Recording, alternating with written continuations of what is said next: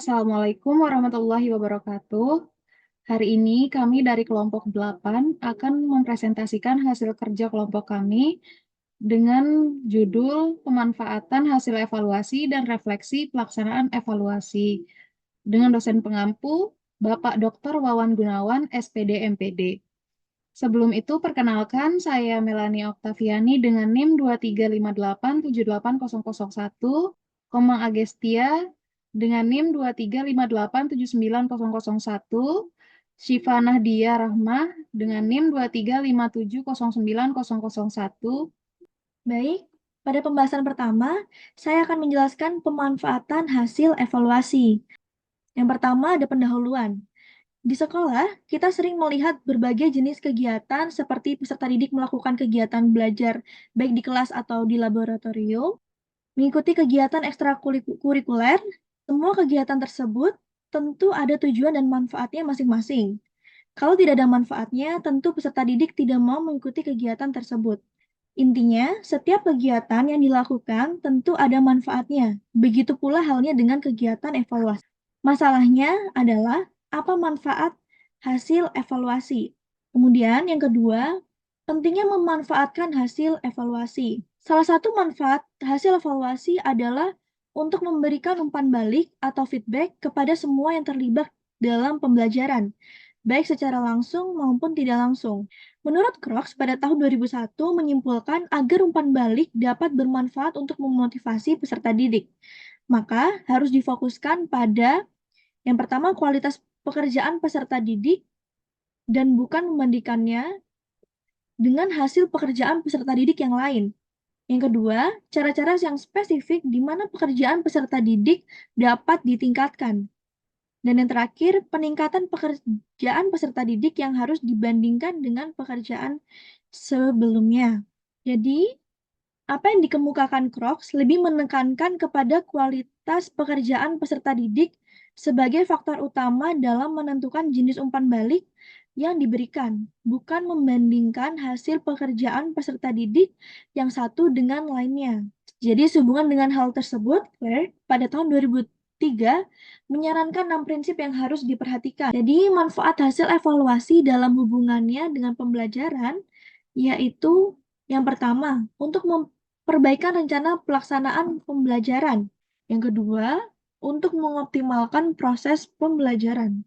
Poin yang ketiga adalah manfaat hasil evaluasi. Ini para peserta didik, hasil evaluasi dapat dimanfaatkan untuk membangkitkan minat dan motivasi belajar, membentuk sikap yang positif terhadap belajar dan pembelajaran, membantu pemahaman peserta didik menjadi lebih baik, membantu peserta didik dalam memilih metode belajar yang baik dan benar, mengetahui kedudukan peserta didik dalam kelas, dan bagi guru, hasil evaluasi dapat dimanfaatkan untuk yang pertama promosi peserta didik seperti kenaikan kelas atau kelulusan, mendiagnosis peserta didik yang memiliki kelemahan atau kekurangan baik secara perorangan maupun kelompok, menentukan pengelompokan dan penempatan peserta didik berdasarkan prestasi masing-masing. Yang keempat, feedback dalam melakukan perbaikan terhadap sistem pembelajaran.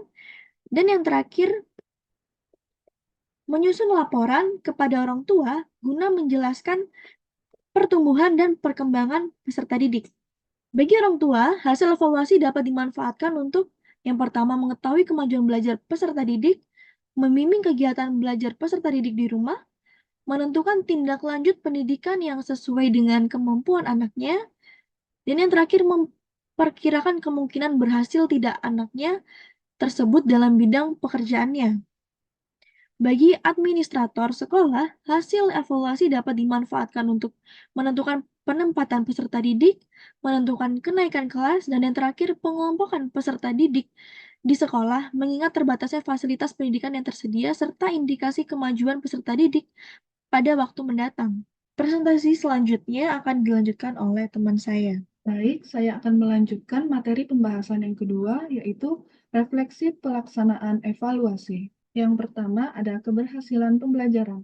Dalam melaksanakan pembelajaran, guru harus berpijak pada prinsip-prinsip tertentu. Berikut faktor-faktor yang mempengaruhi keberhasilan pembelajaran. Yang pertama ada perhatian dan motivasi. Yang kedua ada keaktifan.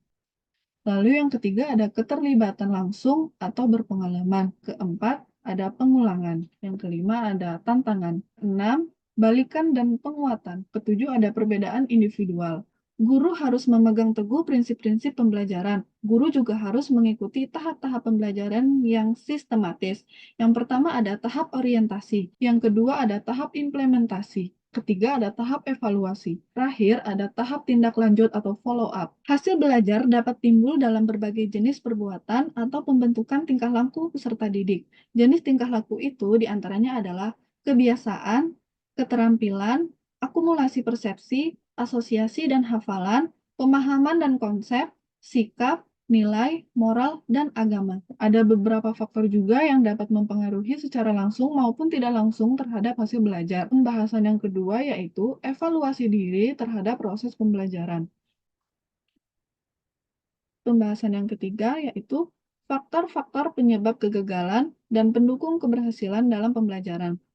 Ketetapan mengidentifikasi faktor-faktor penyebab kegagalan dan faktor-faktor pendukung keberhasilan ditentukan oleh ketetapan kita dalam melaksanakan evaluasi diri atau evaluasi diagnosis sebelumnya. Baik, saya akan melanjutkan materi selanjutnya yaitu yang keempat, mengoptimalkan proses dan hasil belajar. Selanjutnya, ada pembelajaran remedial. Pembelajaran remedial adalah suatu proses atau kegiatan untuk memahami dan meneliti dengan cermat mengenai berbagai kesulitan peserta didik dalam belajar. Beberapa indikator untuk menentukan kesulitan belajar peserta didik adalah yang pertama, peserta didik tidak dapat menguasai materi pelajaran sesuai dengan waktu yang telah ditentukan. Yang kedua, peserta didik memperoleh peringkat hasil belajar yang rendah dibandingkan dengan peserta didik lainnya dalam satu kelompok. Kesimpulan, dalam melaksanakan pembelajaran, guru harus memperhatikan prinsip-prinsip seperti perhatian dan motivasi, keaktifan, keterlibatan langsung, pengulangan, tantangan, balikan, penguatan, dan perbedaan individual. Sekian dari presentasi dari kelompok 8 mengenai materi pemanfaatan hasil evaluasi dan refleksi pelaksanaan evaluasi. Semoga bisa bermanfaat bagi teman-teman sekalian. Mohon maaf bila ada kekurangan dan kami akhiri. Wassalamualaikum warahmatullahi wabarakatuh.